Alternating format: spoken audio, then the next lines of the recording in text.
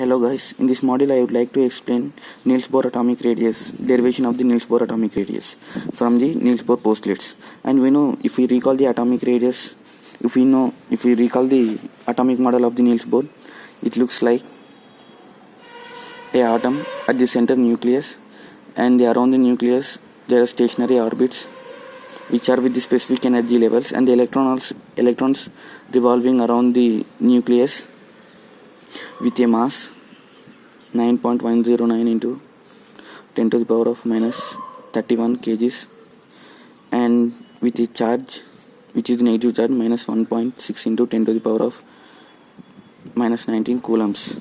Here negative sign represents attraction force. It means negative. It means doesn't mean that charge is in negative, and the revolving electron has a velocity too. And the distance between the nucleus and the revolving stationary orbit, we can say that it is a radius. And the electron constitutes the negative charge, and the protons which are in the nucleus constitutes the positive charge. It means the force is acts between the charged particles, that is electrostatic force.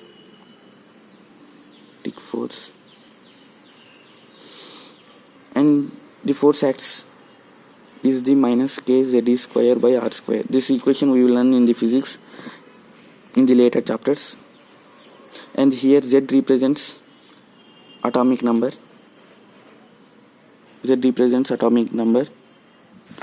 And E represents charge of an electron, which is minus 1.6 into 10 to the power of minus 19 coulombs. And the R represents the radius. And here K represents the constant, and the negative K represents the K as a negative attraction force. That's it. And however, with the electrostatic force and along with the electrostatic force, centrifugal force too acts on the electron, because it's revolving around the nucleus without falling into the nucleus.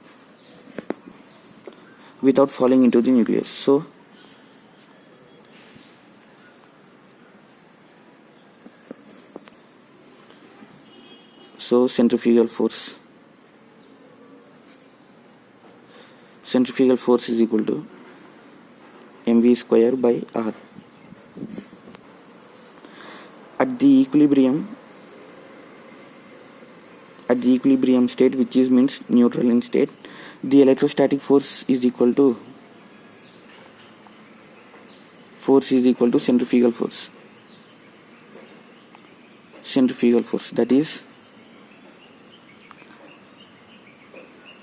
however, minus k is equal to 1, so we neglect it.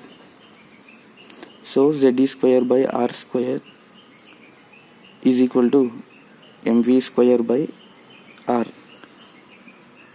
By equating, r and r gets cancelled. If we keep v square this side, and if we transpose them, the equation is v square is equal to z square by the r. This write it as the equation 1. And we know from the angular momentum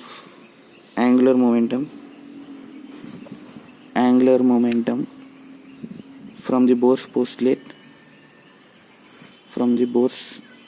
postulates, we know that it is mvr is equal to integral multiple of h by 2 pi. So we are equating nh by 2 pi, and by keeping v in the LHS, we are transposing everything, which is 2 pi mr. This is okay. If we square the velocity, nh 4 pi square m square r square. This is equation 2. And from the above equation 1 and equation 2, v square is equal to z square by mr, and here nh by 4 pi square m square r square. So we are equating equation 1 and 2.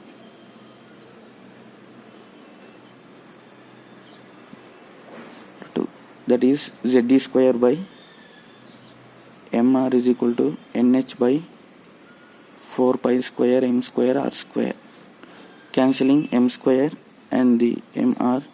And if we transpose r to LHS and everything to the RHS, we remain with 4 pi square m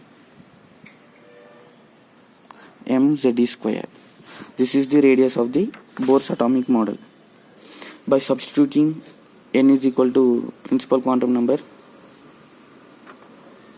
n is equal to,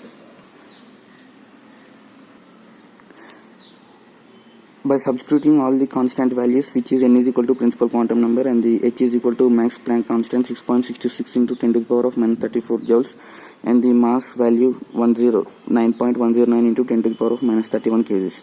By solving these, we get R is equal to 0.0529 angstroms into n square by z square. Z is nothing but the atomic number, and n is the, we know that it's a principal quantum number. Thus we completed. Thus derivation of the Niels Bohr atomic model was completed.